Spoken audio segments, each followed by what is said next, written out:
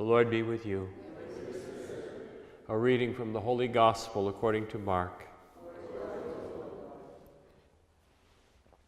Some Sadducees who say there is no resurrection came to Jesus and put this question to him, saying, "Teacher, Moses wrote for us, if someone's brother dies leaving a wife but no child, his brother must take the wife and raise up descendants for his brother. Now there were 7 brothers. The first married a woman and died, leaving no descendants. So the second brother married her and died, leaving no descendants. And the third likewise.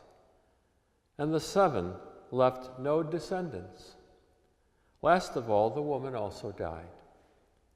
At the resurrection, when they arise, whose wife will she be? For all 7 had been married to her."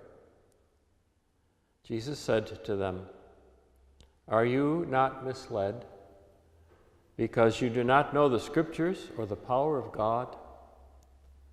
When they rise from the dead, they neither marry nor are given in marriage, but they are like the angels in heaven. As for the dead being raised, have you not read in the book of Moses, in the passage about the bush, how God told him, 'I am the God of Abraham and the God of Isaac and the God of Jacob'? He is not God of the dead, but of the living. You are greatly misled." The Gospel of the Lord.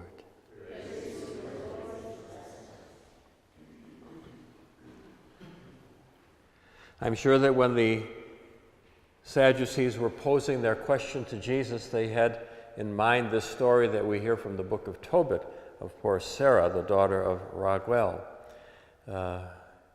We have in the book of Tobit a very homespun kind of story, very authentic story that teaches us a lot of lessons. And today, perhaps the lesson of prayer. We hear the prayer of Tobit and we hear the prayer of Sarah. And of course, Tobit has been blinded by the bird droppings landing on his eyes. He has cataracts. He's in a land of exile, and he's having a sour relationship with his wife. So there's the content of his prayer. Sarah, on the other hand, has tried marriage 7 times, and all of her husbands died. This possessed spirit, either she's strangling them, possessed by the spirit, or something's happening.